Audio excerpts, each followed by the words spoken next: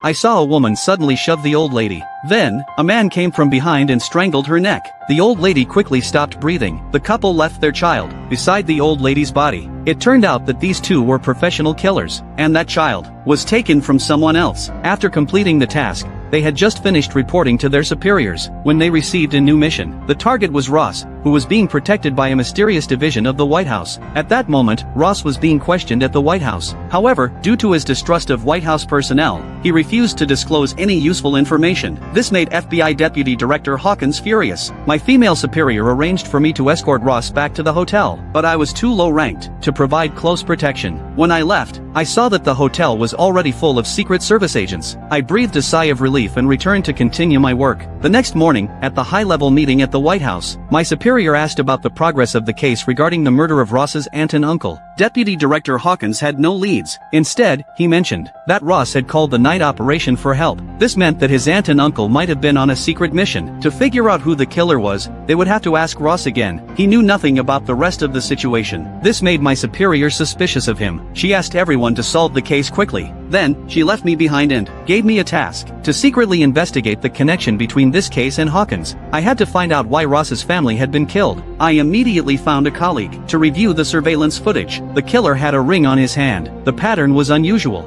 It was the emblem of the Yugoslavian royal family. This meant that the killer might have connections to a prince. But without evidence, how could we investigate a prince? Reluctantly, I began to go through the materials my superior had given me. About Hawkins, I was shocked to find that Ross's aunt and uncle had once been Hawkins's subordinates. But in today's meeting, Hawkins had clearly said they didn't know each other. It seemed that this deputy director was definitely hiding something. Just then, the urgent call from night operation rang through. I hurriedly answered. To my surprise, it was Ross on the line. He said he was bored in the hotel and wanted me to visit him tomorrow. The next morning, I gave the materials I had organized to my superior, and then headed to Ross's hotel. As soon as I entered the hotel, I sensed something was off. All the Secret Service agents assigned to protect Ross were gone. This made me feel uneasy. Suddenly, the hotel went dark. It was completely black around me. I feared something had happened to Ross. I ran up the stairs to his room. I found that the door lock had been forced open.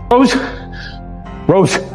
Luckily, Ross was still in the room, so I quickly led Ross out of the hotel. But just as we left, the female assassin disguised as a maid arrived at the room. She found Ross was gone, and immediately contacted the male assassin downstairs. The male assassin quickly found Ross's trail. We engaged in a fierce gunfight. I led Ross into the restaurant. Just then, the male assassin pursued us again. I fired back as we dodged. Soon, we hid in a utility room. I searched for tools in the room to smash the window and escape. I was planning to jump to safety, but my foot slipped.